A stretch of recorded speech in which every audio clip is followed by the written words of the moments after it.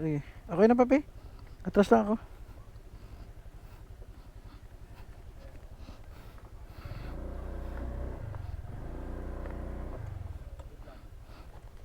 Safe dyan.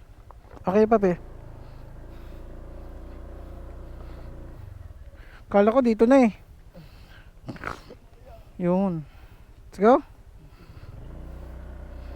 Kabila pa pala. Oopsie.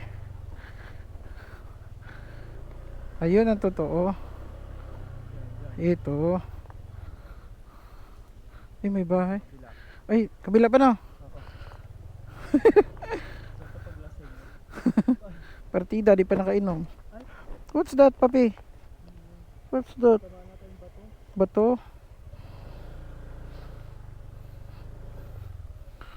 Okay.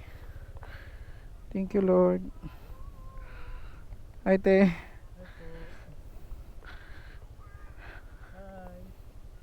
Ayun, dito na tayo. Oops, eh. Thank you, Lord. Safe biyahe. Tulog na si Impot, to. Yun, thank you, Lord. Ay. Yan, maraming salamat sa pagsama. Papi, thank you, papi, ha. At na-try ko yung iyong Honda Click version 3.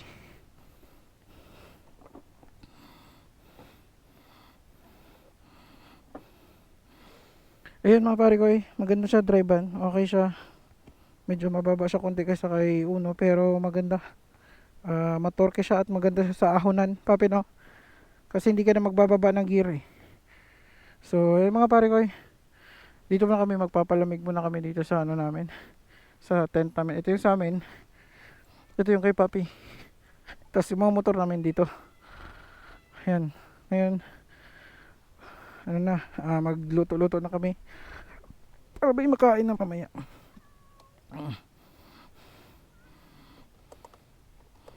Ayun, thank you, papi. Ay, automatic pala siya naglalak, papi, no? Hindi na pala siya katulad sa akin, ay ganun pa. Akin kasi gaganon pa eh. Pagtanggal mo sa susi, lock na agad. Yun ang nagustuhan ko doon. At saka yung hindi pala siya ma-start pag naka-stand. Kasi yung sa atin, minsan naka-under na ko yung stand, naka ano pa rin, usli. Walang ganon. Medyo high-tech na din pala talaga si version 3, no? Si version 2 walang ganon eh. Wala, version 3 lang may ganon. So ayun, ganda. Regoy. Pwede na. Oo.